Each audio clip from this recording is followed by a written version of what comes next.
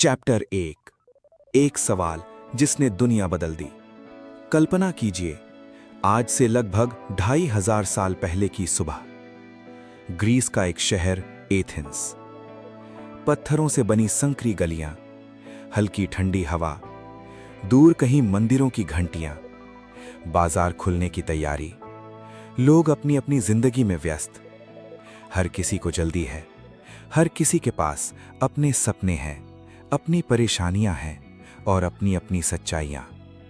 लेकिन उसी भीड़ के बीच एक बूढ़ा आदमी धीरे धीरे चल रहा है। उसने कोई महंगे कपड़े नहीं पहने, उसके चेहरे पर न कोई घमंड है न कोई डर। उसकी आंखों में एक अजीब सी शांति है, जैसे उसने जिंदगी का कोई ऐसा सच देख लिया हो जो बाकी दुनिया अब तक नहीं देख पाई। वो किसी से पैसे नहीं मांगता, न कोई चमत्कार दिखाता है, न लोगों को अपने पीछे चलने के लिए कहता है। वो बस एक सवाल पूछता है, तुम जो जीवन जी रहे हो, क्या वो सच में तुम्हारा अपना चुना हुआ जीवन है? सवाल सुनते ही कुछ लोग हंस पड़ते हैं, कुछ कहते हैं ये बूढ़ा पागल हो गया है, कुछ बिना रुके आगे बढ़ जाते हैं। लेकिन कुछ लोग वहीं ठहर जाते हैं, क्योंकि पहली बार किसी ने उनसे उनके बारे में सवाल पूछा था। उस दिन किसी को अंदाजा नहीं था कि यही साधारण सा दिखने वाला इंसान आने वाले हजारों वर्षों तक पूरी दुनिया की सोच बदल देगा। उसका नाम था सुकरात। आज जब हम अपने फोन की स्क्रीन पर घंटों स्क्रॉल करते हैं, दूसरों की राय को अपनी राय समझ बैठते हैं, भीड़ जहां जाती है वहीं चल पड़ते हैं, तब शायद हमें पहले से भी ज्यादा सुकरात की जरूरत है। क्योंकि वो हमें जवाब देना नहीं सिखाते थे, वो हमें सोचना सिखाते थे। उनका मानना था, सबसे खतरनाक इंसान वो नहीं है जो गलतियां करता है, सबसे खतरनाक इंसान वो है जो बिना सोचे दूसरों की बातों पर विश्वास कर लेता है। और शायद यही वजह थी कि सत्ता उनसे डरती थी। वे तलवार लेकर नहीं चलते थे, लेकिन उनके सवाल तलवार से भी ज्यादा गहरे घाव कर देते थे। वे इंसान के शरीर पर नहीं, उसके अहंकार पर चोट करते थे, और अहंकार सबसे जल्दी घायल होता है। लेकिन क्या सुकरात हमेशा से ऐसे थे? क्या बचपन से ही उनके पास हर सवाल का जवाब था? नहीं, वो भी हमारी तरह एक साधारण परिवार में जन्मे थे। उन्होंने भी जीवन को समझने के लिए संघर्ष किया, उन्होंने भी लोगों का मजाक सहा, उन्होंने भी अकेलापन महसूस किया। लेकिन एक चीज उन्होंने कभी नहीं छोड़ी, सच की तलाश। उन्हें यह नहीं चाहिए था कि लोग उनकी बात मानें, वो चाहते थे कि लोग खुद से सवाल पूछना शुरू करें।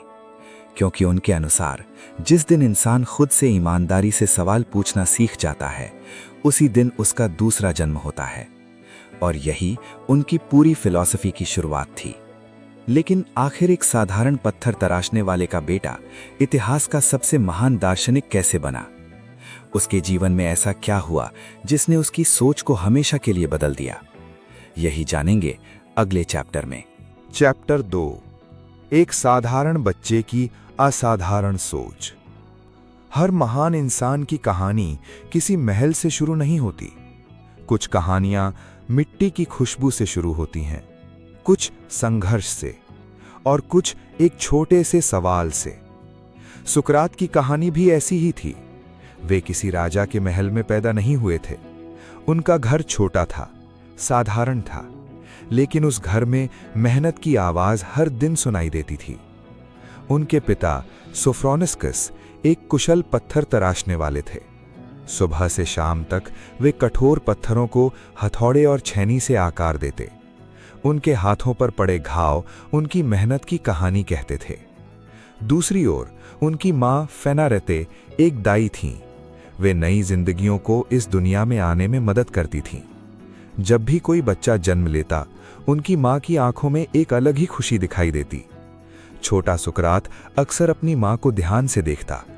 एक दिन उसने पूछा, मां, क्या आप बच्चे को जन्म देती हैं? मां मुस्कुराईं। उन्होंने उसके सिर पर हाथ फेरा और कहा, नहीं बेटा, मैं सिर्फ उसकी मदद करती हूं। जीवन तो पहले से ही उसके भीतर होता है। सुकरात कुछ पल चुप रहा। शायद उस समय उसे पूरी बात समझ नहीं आई, लेकिन यही विचार सालों बाद उसकी पूरी फिलॉसफी की नींव बना। वे कहा करते थे, मैं लोगों को ज्ञान नहीं देता, मैं तो बस उनके भीतर छिपे सत्य को जन्म लेने में मदद करता हूं। जिस तरह उनकी मां बच्चों के जन्म में सहायता करती थी, उसी तरह सुकरात विचारों को जन्म दिलाते थे। बचपन में सुकरात बाकी बच्चों से अलग थे। जब दूसरे बच्चे खेल में खोए रहते, वे लोगों को ध्यान से देखते। उन्हें इंसानों के चेहरे पढ़ना अच्छा लगता था। किसी की मुस्कान, किसी का गुस्सा, किसी का डर। उन्हें महसूस होता था कि हर चेहरे के पीछे एक अनकही कहानी छिपी है।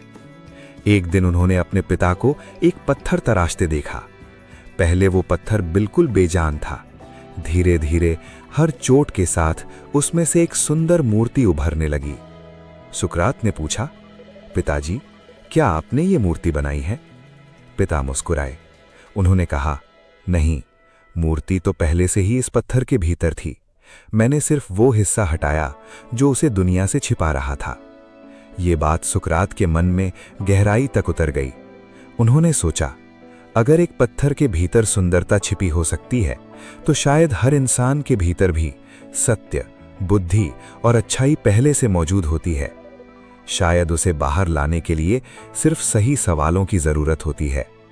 धीरे धीरे दुनिया उनके लिए बदलने लगी। अब वे लोगों को सिर्फ देखते नहीं थे, उन्हें समझने की कोशिश करते थे। वे सोचते, लोग झूठ क्यों बोलते हैं? वे दूसरों को नीचा दिखाकर खुश क्यों होते हैं? पैसा मिलने के बाद भी कई लोग भीतर से खाली क्यों महसूस करते हैं? इन सवालों के जवाब उन्हें किसी किताब में नहीं मिले।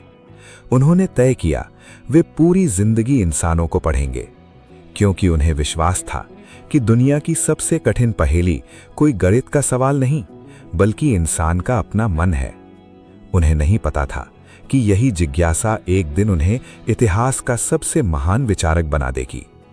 लेकिन उससे पहले जिंदगी उनकी एक ऐसी परीक्षा लेने वाली थी जो उनके विचारों को हमेशा के लिए बदल देती।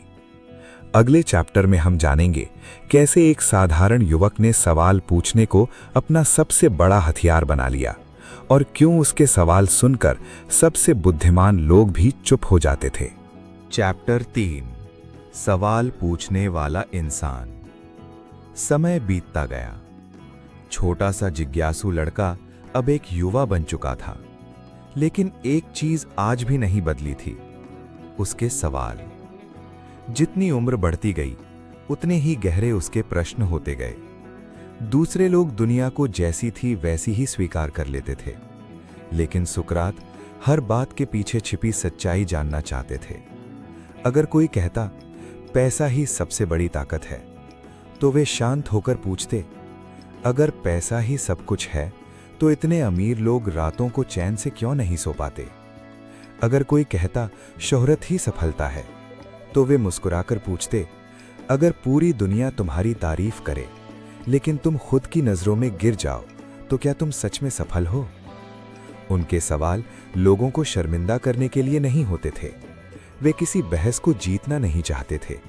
वे चाहते थे कि इंसान खुद अपने भीतर झांके, क्योंकि उनका विश्वास था, दूसरों को हराना आसान है, लेकिन अपने भ्रम को हराना सबसे कठिन काम है। धीरे धीरे एथेंस की गलियां उनकी कक्षा बन गईं। कोई स्कूल नहीं, कोई मंच नहीं, कोई फीस नहीं। वे बाजार में रुक जाते, किसी व्यापारी से बात करने लगते, कभी किसी सैनिक से तो कभी किसी कवि से। वे हर किसी से एक ही सम्मान के साथ बात करते। उनके लिए कोई छोटा नहीं था और कोई बड़ा नहीं।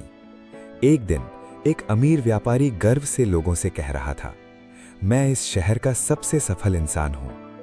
लोग उसकी बात सुनकर प्रभावित हो रहे थे। तभी सुकरात उसके पास पहुंचे।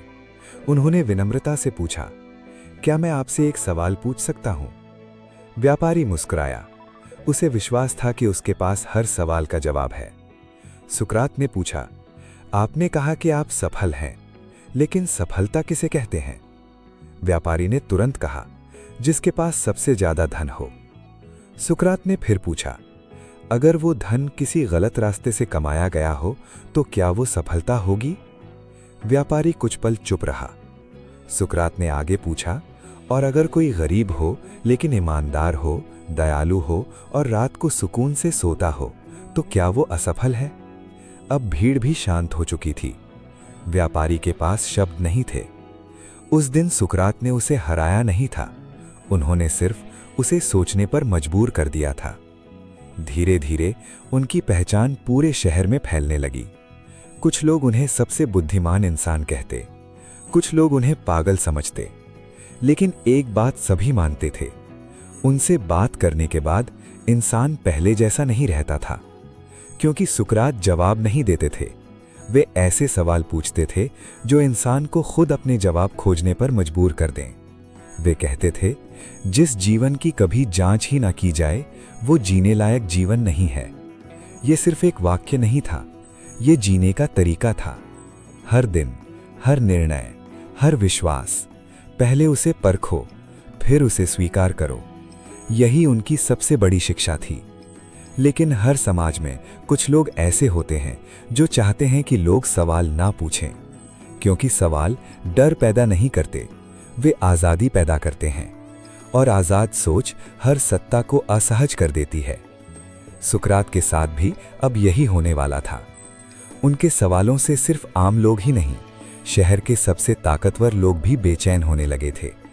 उन्हें लगने लगा था कि अगर ये आदमी ऐसे ही लोगों को सोचने की आदत सिखाता रहा तो एक दिन लोग अंधी आज्ञाकारिता करना छोड़ देंगे। और यहीं से सुकरात की जिंदगी ने एक खतरनाक मोड़ लेना शुरू किया। अगले चैप्टर में हम जानेंगे कि कैसे एथेंस की गलियां, जो कभी सुकरात की खुली कक्षा थीं, धीरे धीरे उनके खिलाफ खड़ी होने लगीं। चैप्टर 4, एथेंस की गलियों का सबसे अलग शिक्षक। हर शहर की एक पहचान होती है।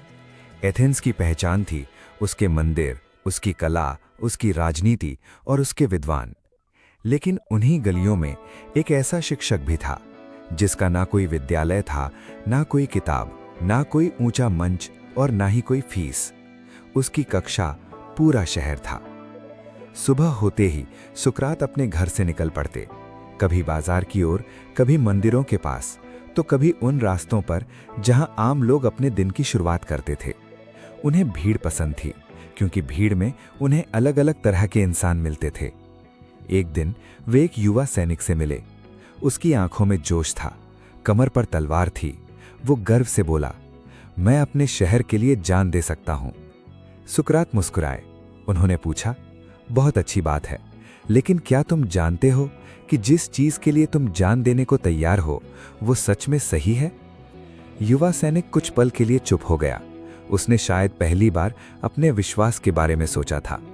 सुकरात ने उसके कंधे पर हाथ रखा और कहा, साहस सिर्फ तलवार उठाने में नहीं होता, कई बार साहस अपने ही विश्वासों पर सवाल उठाने में भी होता है। एक और दिन वे एक अमीर व्यापारी से मिले। व्यापारी अपने नए महल की चर्चा कर रहा था। वो गर्व से बोला, अब मेरे पास वो सब कुछ है जिसका लोग सपना देखते हैं।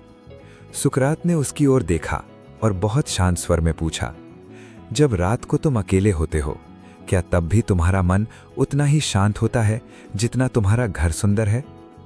व्यापारी मुस्कुरा तो दिया, लेकिन उसके चेहरे की मुस्कान कुछ ही सेकंड में गायब हो गई, क्योंकि कुछ सवाल सीधे दिल तक पहुंच जाते हैं। धीरे धीरे एथेंस के युवा सुकरात के आसपास इकट्ठा होने लगे। वे इसलिए उनके पीछे नहीं चलते थे क्योंकि सुकरात उन्हें अमीर बनने का रास्ता बताते थे। वे इसलिए भी नहीं आते थे कि उन्हें कोई चमत्कार देखने को मिलेगा।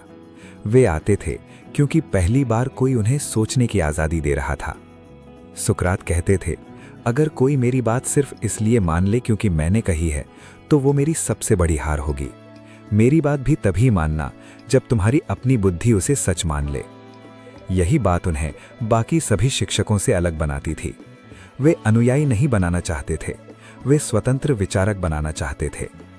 लेकिन जहां कुछ लोग जागते हैं, वहीं कुछ लोग डरने भी लगते हैं।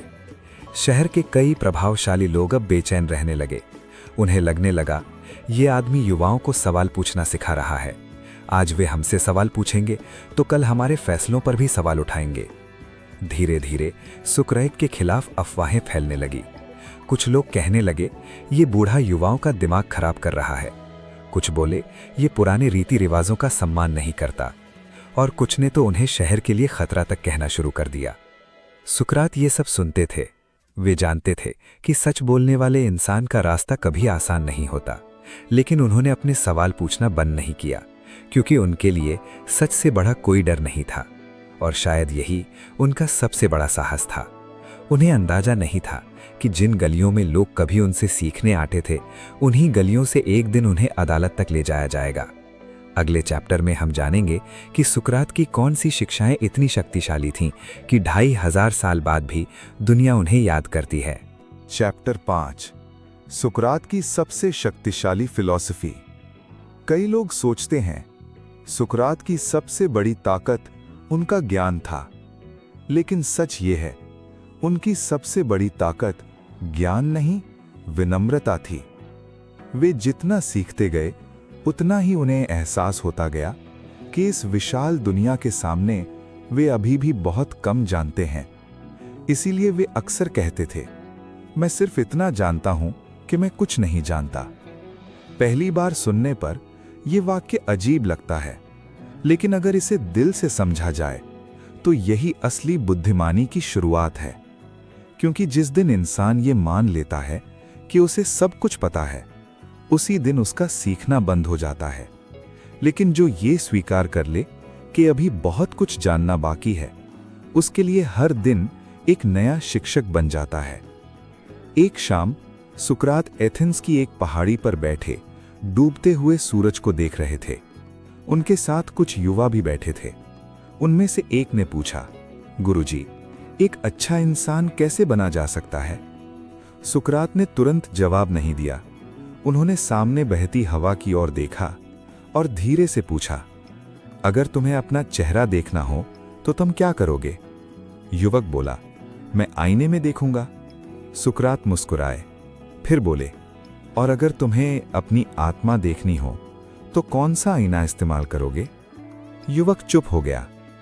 कुछ देर बाद सुकरात ने कहा, तुम्हारे सवाल, तुम्हारे निर्णय और तुम्हारा चरित्र, यही तुम्हारी आत्मा का आईना है। हर रात खुद से पूछो, आज मैंने ऐसा क्या किया जिस पर मुझे गर्व हो सके, और ऐसा क्या किया जिसे मुझे बदलना चाहिए।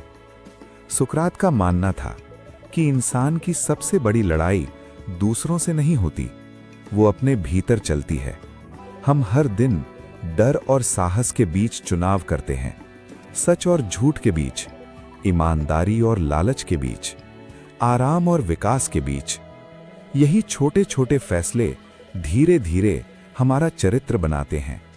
वे कहते थे, कोई भी इंसान जानबूझकर बुरा नहीं बनता, वो सिर्फ अपने अज्ञान का शिकार हो जाता है। इसीलिए वे लोगों को सजा देने से पहले उन्हें समझने की कोशिश करते थे। उनके लिए ज्ञान का मतलब सिर्फ किताबें पढ़ना नहीं था। ज्ञान का मतलब था अपने भीतर के अंधेरे को पहचानना। लेकिन यही सोच हर किसी को पसंद नहीं आई, क्योंकि जब कोई इंसान अपने अंदर झांकना शुरू करता है तो वह दूसरों के दिखावे से प्रभावित होना बंद कर देता है। जो लोग सिर्फ नाम, दौलत या सत्ता के सहारे सम्मान चाहते थे, उन्हें सुकरात के सवाल चुभने लगे। अब लोग सिर्फ उनसे सीख ही नहीं रहे थे, वे बदल भी रहे थे। और यही बदलाव कुछ ताकतवर लोगों के लिए सबसे बड़ा खतरा बन गया। उन्हें महसूस होने लगा, अगर ये बूढ़ा ऐसे ही लोगों को सोचने की आज़ादी देता रहा तो एक दिन उनकी सत्ता की नींव हिल जाएगी। सुकरात को शायद इसका अंदाजा था, फिर भी उन्होंने अपने रास्ते से पीछे हटना स्वीकार नहीं किया, क्योंकि उनके लिए एक डर में जी हुई लंबी जिंदगी से बेहतर सच के साथ जी हुई छोटी जिंदगी थी। लेकिन अब तूफान बहुत करीब आ चुका था। कुछ लोग चुपचाप उनके खिलाफ योजना बना रहे थे, और जल्द ही सवाल पूछने वाला ये शांत इंसान एथेंस की सबसे बड़ी अदालत के सामने खड़ा होने वाला था। अगले चैप्टर में हम जानेंगे कैसे पूरे शहर ने धीरे धीरे सुकरात के खिलाफ मोर्चा खोल दिया, और कैसे एक महान विचारक अपने ही शहर में अपराधी बना दिया गया। चैप्टर 6, जब पूरी दुनिया उसके खिलाफ हो गई। समय बदल चुका था। कुछ साल पहले तक एथेंस की गलियों में लोग सुकरात का इंतजार करते थे। वे उनके साथ चलना चाहते थे, उनसे सवाल पूछना चाहते थे, उनकी बातें सुनना चाहते थे। लेकिन अब हवा का रुख बदलने लगा था। जिन सवालों ने कभी लोगों को जगाया था, वही सवाल कुछ ताकतवर लोगों की बेचैनी बन चुके थे, क्योंकि जब इंसान सोता है उसे नियंत्रित करना आसान होता है, लेकिन जब वो सोचने लगता है तो उसे डराकर चुप कराना मुश्किल हो जाता है। एथेंस में कई ऐसे लोग थे जो अपने पद, अपनी दौलत और अपने नाम पर गर्व करते थे। वे चाहते थे कि लोग उनकी बात बिना सोचे मान लें। लेकिन जब भी कोई युवा सुकरात से मिलकर लौटता, वो पहले जैसा नहीं रहता था। अब वो सवाल पूछता था, ये नियम क्यों है? क्या सिर्फ पुराना होना ही किसी बात को सही बना देता है? अगर कोई शक्तिशाली इंसान गलत हो तो क्या उसे गलत कहना भी गलत है? ये सवाल धीरे धीरे पूरे शहर में फैलने लगे और हर सवाल किसी ना किसी के अहंकार पर चोट कर रहा था। एक शाम शहर के कुछ प्रभावशाली लोग एक जगह इकट्ठा हुए। कमरे में सन्नाटा था। एक आदमी गुस्से में बोला, अगर ये बूढ़ा ऐसे ही लोगों को सोचने की आदत सिखाता रहा तो कल हमारी बात कोई नहीं मानेगा। दूसरा बोला, लोगों को जवाब नहीं चाहिए, उन्हें आदेश चाहिए, और ये आदमी हर आदेश पर सवाल खड़ा कर देता है। तीसरा धीरे से बोला, अगर हम इसे बहस में नहीं हरा सकते तो हमें इसे बदनाम करना होगा। यहीं से सच के खिलाफ झूठ की शुरुआत हुई। धीरे धीरे शहर में अफवाहें फैलने लगी। कुछ लोग कहने लगे, सुकरात युवाओं को बिगाड़ रहे हैं। कुछ बोले, वे पुराने देवताओं का सम्मान नहीं करते।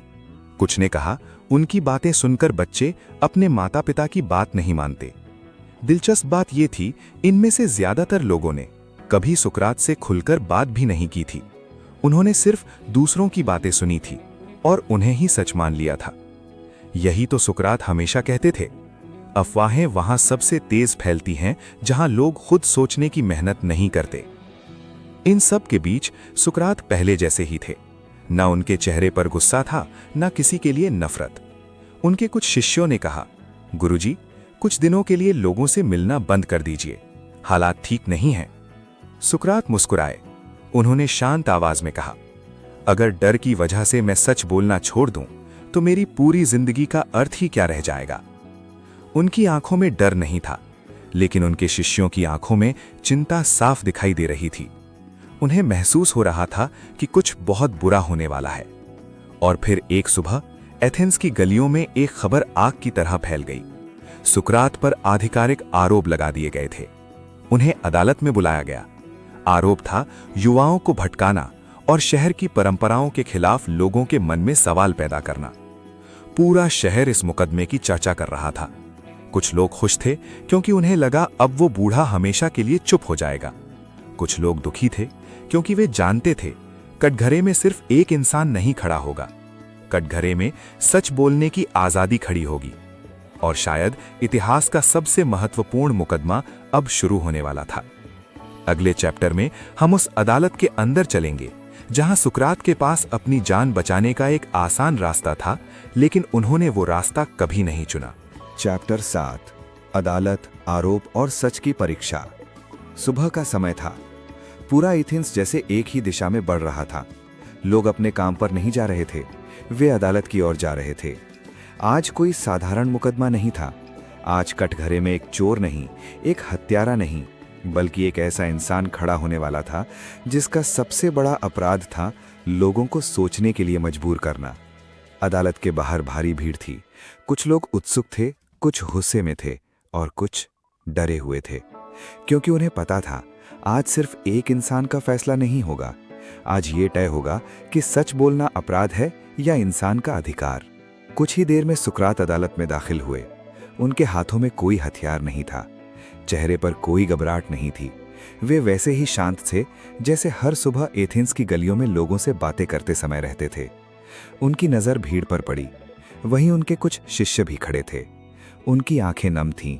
वे चाहते थे काश ये सब एक बुरा सपना होता। फिर आरोप पड़े गए। सुकरात, तुम पर आरोप है कि तुम एथेंस के युवाओं का मन भ्रष्ट कर रहे हो। तुम लोगों को पुराने विश्वासों पर संदेह करना सिखाते हो। तुम शहर की व्यवस्था के लिए खतरा हो। पूरे न्यायालय में सन्नाटा छा गया। सबकी नजरें अब सुकरात पर थीं। न्यायाधीश ने पूछा, क्या तुम इन आरोपों को स्वीकार करते हो? कुछ पल के लिए कमरे में बिल्कुल खामोशी थी। फिर सुकरात ने बहुत शांत स्वर में कहा, अगर सच बोलना और लोगों को खुद सोचने के लिए कहना अपराध है तो मैं वही करता रहा हूं। उनकी आवाज में न गुस्सा था न डर, सिर्फ सच्चाई थी। अदालत में मौजूद एक व्यक्ति खड़ा हुआ। उसने कहा, अगर तुम माफी मांग लो, अगर तुम वादा कर दो कि आज के बाद लोगों को सवाल पूछना नहीं सिखाओगे, तो शायद तुम्हें माफ कर दिया जाएगा। ये सुनते ही सुकरात के शिष्यों की आंखों में उम्मीद की एक किरण जगी। उन्हें लगा शायद गुरुजी अपनी जान बचा लेंगे। लेकिन सुकरात मुस्कुराए। उन्होंने धीरे से कहा, अगर मैं आज डर कर सच छोड़ दूं, तो कल मैं अपने ही चेहरे की ओर कैसे देखूंगा। उन्होंने आगे कहा, मैंने पूरी जिंदगी लोगों से कहा है कि अपनी आत्मा के खिलाफ मत जियो। अगर आज मैं ही अपनी बात भूल जाऊं, तो मेरा जीना ही व्यर्थ है। उनके शब्द अदालत की दीवारों से टकराकर हर इंसान के दिल तक पहुंच रहे थे। फैसला सुनाने से पहले न्यायाधीश ने उन्हें आखिरी अवसर दिया। अपनी जान बचा लो, बस इतना कह दो कि तुम गलत थे। लेकिन कुछ लोग जिंदगी बचाने के लिए झूठ बोल देते हैं और कुछ सच बचाने के लिए जिंदगी दांव पर लगा देते हैं। सुकरात ने दूसरा रास्ता चुना। उन्होंने सिर झुकाने से इनकार कर दिया। उस पल शायद पूरी दुनिया उन्हें हारता हुआ देख रही थी, लेकिन असल में वहीं उनकी सबसे बड़ी जीत शुरू हो चुकी थी। क्योंकि जिस इंसान का शरीर कैद हो जाए लेकिन जिसकी आत्मा आज़ाद रहे, उसे कोई हरा नहीं सकता। कुछ ही क्षणों बाद अदालत का फैसला आने वाला था। भीड़ की सांसें थम गई थीं। शिष्य प्रार्थना कर रहे थे और सुकरात अब भी उतने ही शांत थे जितने पहली बार किसी अजनबी से सवाल पूछते समय थे। उन्हें पता था अब जो होने वाला है वो उनकी जिंदगी का अंत हो सकता है, लेकिन उनके विचारों का नहीं।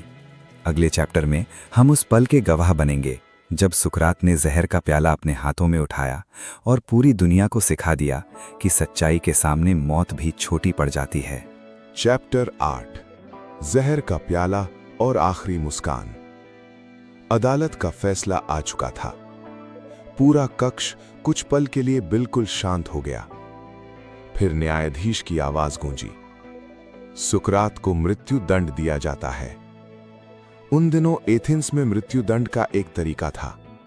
जहरीले पौधे हिमलॉक का रस पिलाया जाता था। भीड़ में खड़े कुछ लोगों ने राहत की सांस ली। उन्हें लगा अब सवाल पूछने वाला वो बूढ़ा हमेशा के लिए खामोश हो जाएगा। लेकिन उन्हें यह नहीं पता था कि विचारों को कभी जहर से नहीं मारा जा सकता। शाम ढल चुकी थी। जेल की छोटी सी कोठरी में हल्की रोशनी थी। पत्थर की ठंडी दीवारें, गहरा सन्नाटा, और उस सन्नाटे के बीच सुकरात बिल्कुल शांत बैठे थे। ऐसा लग ही नहीं रहा था कि कुछ ही देर में उनकी मृत्यु होने वाली है। थोड़ी देर बाद उनके प्रिय शिष्य एक एक करके उनसे मिलने आए। किसी की आंखों में आंसू थे, कोई सिर झुकाकर रो रहा था, कोई बार बार खुद को संभालने की कोशिश कर रहा था। उनमें से एक ने कांपती हुई आवाज में कहा, गुरुजी, अभी भी समय है। हमने पहरेदारों से बात कर ली है। अगर आप चाहें तो आज रात यहां से निकल सकते हैं। दूर किसी दूसरे शहर में नई जिंदगी शुरू कर सकते हैं। कुछ पल के लिए कमरे में फिर सन्नाटा छा गया। सुकरात ने अपने शिष्यों की ओर देखा। उनकी आंखों में प्रेम था, गर्व था, लेकिन सबसे ज्यादा शांति थी। उन्होंने धीरे से कहा, अगर मैं भाग गया तो पूरी जिंदगी लोगों को क्या सिखाऊंगा कि सच की बातें सिर्फ तब तक अच्छी लगती हैं जब तक उनकी कीमत न चुकानी पड़े। शिष्य फूट फूट कर रो पड़े, लेकिन सुकरात की आवाज अब भी स्थिर थी। उन्होंने कहा, मौत से मत डरो, डरो उस दिन से जब तुम अपने ही सिद्धांतों से समझौता कर लो। कुछ देर बाद जेल का प्रहरी अंदर आया। उसके हाथ में एक छोटा सा प्याला था। उसके कदम भारी थे। वो सुकरात की ओर देख भी नहीं पा रहा था। धीरे से बोला, मुझे माफ कर दीजिए, मैं सिर्फ अपना कर्तव्य निभा रहा हूं। सुकरात मुस्कुराए। उन्होंने कहा, तुम अपना काम कर रहे हो, तुमसे मुझे कोई शिकायत नहीं। प्रहरी की आंखें भर आईं। शायद उसने पहली बार किसी ऐसे इंसान को देखा था जो अपनी मौत से नहीं, अपने चरित्र से जुड़ा हुआ था। सुकरात ने दोनों हाथों से वो प्याला उठाया। कमरे में बैठे सभी लोगों की सांसें थम गईं। किसी की हिम्मत नहीं हो रही थी उनकी ओर देखने की। लेकिन सुकरात के चेहरे पर वही मुस्कान थी जो एथेंस की गलियों में सवाल पूछते समय हुआ करती थी। उन्होंने बिना किसी डर के जहर का प्याला अपने होठों से लगाया और धीरे धीरे पूरा पी लिया। कमरे में सिर्फ सिसकियों की आवाज थी। कुछ देर बाद जहर अपना असर दिखाने लगा। उनके पैर धीरे धीरे शून्य होने लगे, सांसें हल्की पड़ने लगीं, लेकिन उनकी आंखों की शांति वैसी ही थी। अपने अंतिम क्षणों में उन्होंने अपने शिष्यों की ओर देखा और धीमी आवाज में कहा, एक अच्छे इंसान का कभी अहित नहीं हो सकता, न जीवन में न मृत्यु के बाद। ये कहकर उन्होंने अपनी आंखें बंद कर लीं। कमरे में सन्नाटा छा गया, लेकिन उस रात सिर्फ एक शरीर शांत हुआ था, एक विचार नहीं। क्योंकि जिस इंसान ने दुनिया को खुद से सवाल पूछना सिखा दिया हो, वो मरकर भी हर सोचने वाले इंसान के भीतर जिंदा रहता है। और शायद इसीलिए आज 2500 साल बाद भी हम सुकरात का नाम सम्मान से लेते हैं।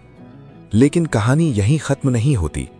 असल सवाल ये नहीं है कि सुकरात कैसी मरे। असल सवाल ये है कि उनकी जिंदगी आज हमें क्या सिखाती है। अगले चैप्टर में हम जानेंगे कि सुकरात की फिलॉसफी आज की भागती दौड़ती दुनिया में हमारी जिंदगी को कैसे बदल सकती है। चैप्टर 9, सुकरात की सीख जो आज भी जिंदा है। 2500 साल बीत चुके हैं। एथेंस की वो गलियां अब पहले जैसी नहीं रहीं। वो लोग जिन्होंने सुकरात पर आरोप लगाए थे, कब के इतिहास के पन्नों में खो चुके हैं। लेकिन एक सवाल आज भी जिंदा है, क्या मैं सच में वही जीवन जी रहा हूं जो मैं जीना चाहता हूं? यही सवाल सुकरात हमें आज भी पूछते हैं। जरा अपने जीवन के बारे में सोचिए। सुबह उठते ही हम सबसे पहले क्या देखते हैं? अपने विचार या अपने फोन की स्क्रीन? दिन भर हम कितने फैसले खुद लेते हैं और कितने फैसले दूसरों को देखकर लेते हैं?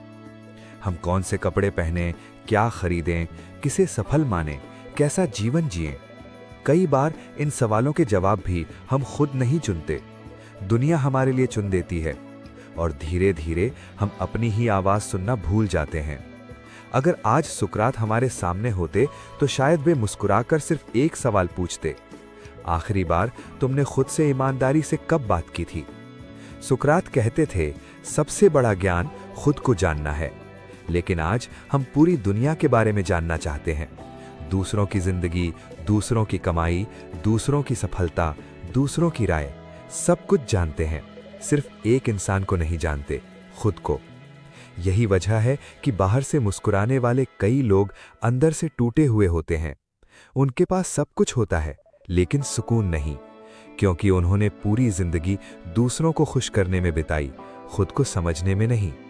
सुकरात की सबसे बड़ी सीख ये नहीं थी कि हमेशा सही बनो, बल्कि ये थी कि हर दिन अपने आप से ईमानदार रहो। अगर तुमसे गलती हुई है तो उसे स्वीकार करो। अगर तुम्हें कुछ नहीं पता तो कहने से मत डरो, मुझे नहीं पता। यही विनम्रता सीखने का पहला कदम है। जो इंसान अपनी गलतियों को स्वीकार कर लेता है, उसे कोई नहीं हरा सकता, क्योंकि वो हर हार से कुछ नया सीख कर लौटता है। एक और बात जिसे आज की दुनिया शायद सबसे ज्यादा भूल चुकी है। सुकरात कहते थे, चरित्र इंसान की सबसे बड़ी संपत्ति है।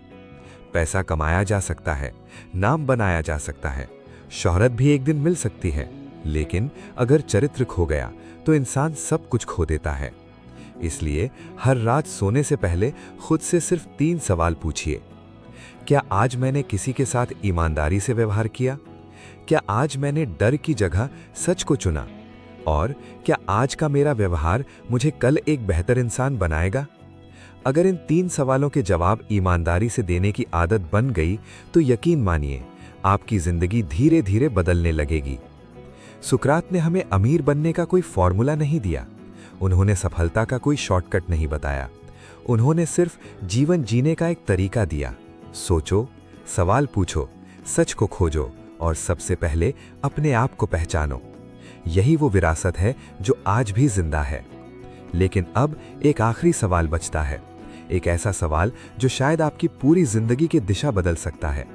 अगले और अंतिम चैप्टर में हम उसी सवाल का सामना करेंगे और शायद वहीं से आपकी अपनी असली यात्रा शुरू होगी। चैप्टर 10, खुद से पूछो, क्या तुम सच में जी रहे हो? कहानी यहीं खत्म होती है, लेकिन शायद यहीं से आपकी कहानी शुरू होती है। एक पल के लिए अपनी आंखें बंद कीजिए। कल्पना कीजिए, आज रात आप अपने कमरे में बिल्कुल अकेले बैठे हैं। चारों तरफ सन्नाटा है। ना कोई शोर, ना कोई मोबाइल, ना कोई दुनिया, सिर्फ आप और आपकी अपनी अंतरात्मा। अब अपने आप से एक सवाल पूछिए, क्या मैं सच में वही इंसान हूं जो मैं बनना चाहता था, या मैं धीरे धीरे वो बन गया हूं जो दुनिया मुझे बनाना चाहती थी? हम में से ज्यादातर लोग पूरी जिंदगी भागते रहते हैं, ज्यादा पैसे के लिए, ज्यादा नाम के लिए, ज्यादा पहचान के लिए। लेकिन बहुत कम लोग रुककर ये पूछते हैं, मैं भाग किस दिशा में रहा हूं? सुकरात कहते थे, अगर मंजिल ही गलत हो तो तेज दौड़ने का कोई मतलब नहीं, क्योंकि गति से ज्यादा महत्वपूर्ण दिशा होती है। आज दुनिया पहले से कहीं ज्यादा तेज हो गई है। हर कोई कुछ बनना चाहता है, हर कोई आगे निकलना चाहता है, लेकिन इस दौड़ में कहीं हम खुद से ही पीछे तो नहीं छूट गए? हम अपनी तस्वीरों को सुंदर बनाने में लगे हैं, लेकिन क्या हमने अपने चरित्र को भी उतना ही सुंदर बनाया? हम चाहते हैं कि लोग हमें सफल कहें, लेकिन क्या हम खुद अपने बारे में यही कह सकते हैं? याद रखिए, दुनिया आपको आपके कपड़ों से पहचान सकती है, आपकी गाड़ी से पहचान सकती है, आपके बैंक बैलेंस से पहचान सकती है, लेकिन आपकी आत्मा सिर्फ आपके चरित्र को पहचानती है, और उससे कभी झूठ नहीं बोला जा सकता। सुकरात ने हमें यह नहीं सिखाया कि हमेशा जीतना है, उन्होंने ये सिखाया कि हमेशा सच के साथ खड़ा रहना है। उन्होंने ये नहीं कहा कि कभी मत गिरो, उन्होंने कहा हर बार गिरने के बाद अपने आप से सीखो और पहले से बेहतर इंसान बनकर उठो। उन्होंने ये भी नहीं कहा कि लोग हमेशा तुम्हें समझेंगे, क्योंकि वे जानते थे जो इंसान भीड़ से अलग सोचता है उसे अक्सर अकेला चलना पड़ता है। लेकिन अगर आपका रास्ता सच का है तो अकेलापन भी एक दिन आपकी सबसे बड़ी ताकत बन जाता है। आज जब हम सुकरात को याद करते हैं तो हमें उनका चेहरा याद नहीं आता, हमें उनकी कोई दौलत याद नहीं आती, हमें उनका घर याद नहीं आता। हमें याद आता है एक बूढ़ा इंसान जो बिना डरे पूरी दुनिया के सामने खड़ा होकर कहता है, मैं अपने सिद्धांत नहीं बेचूंगा, चाहे इसकी कीमत मेरी जिंदगी ही क्यों ना हो। और शायद इसीलिए इतिहास ने उन्हें एक दार्शनिक नहीं बल्कि एक अमर विचार बना दिया। अब इस वीडियो को समाप्त करने से पहले मैं चाहता हूं कि आप आज अपने आप से सिर्फ 3 सवाल पूछें। पहला, क्या मैं अपने फैसले खुद लेता हूं या सिर्फ दुनिया की नकल करता हूं? दूसरा, क्या मेरा चरित्र मेरी सफलता से बड़ा है? और तीसरा, अगर आज मेरी जिंदगी का आखिरी दिन हो तो क्या मुझे अपने जीने के तरीके पर गर्व होगा? अगर इन सवालों ने आपके दिल में एक भी हलचल पैदा की है तो समझिए सुकरात आज भी जिंदा है, क्योंकि महान लोग अपनी सांसों से नहीं अपने विचारों से जीते हैं, और उनके विचार हर उस इंसान के भीतर जन्म लेते हैं जो सच को आराम से ज्यादा महत्व देता है। अगर इस कहानी ने आपको सोचने पर मजबूर किया तो इसे सिर्फ सुनकर मत छोड़िए। आज से हर रात 5 मिनट अपने साथ बैठिए, अपने दिन को याद कीजिए, अपनी गलतियों को स्वीकार कीजिए, अपने चरित्र को थोड़ा और मजबूत बनाइए। यही सुकरात को सच्ची श्रद्धांजलि होगी। और अगर आपको ऐसी ही गहरी, जीवन बदल देने वाली किताबों और महान विचारकों की कहानियां पसंद हैं तो इस सफर में हमारे साथ जरूर जुड़िए, क्योंकि अगली कहानी शायद आपकी जिंदगी का अगला बड़ा सवाल लेकर आने वाली है। याद रखिए, जो इंसान खुद को जान लेता है उसे दुनिया की कोई ताकत हरा नहीं सकती। धन्यवाद।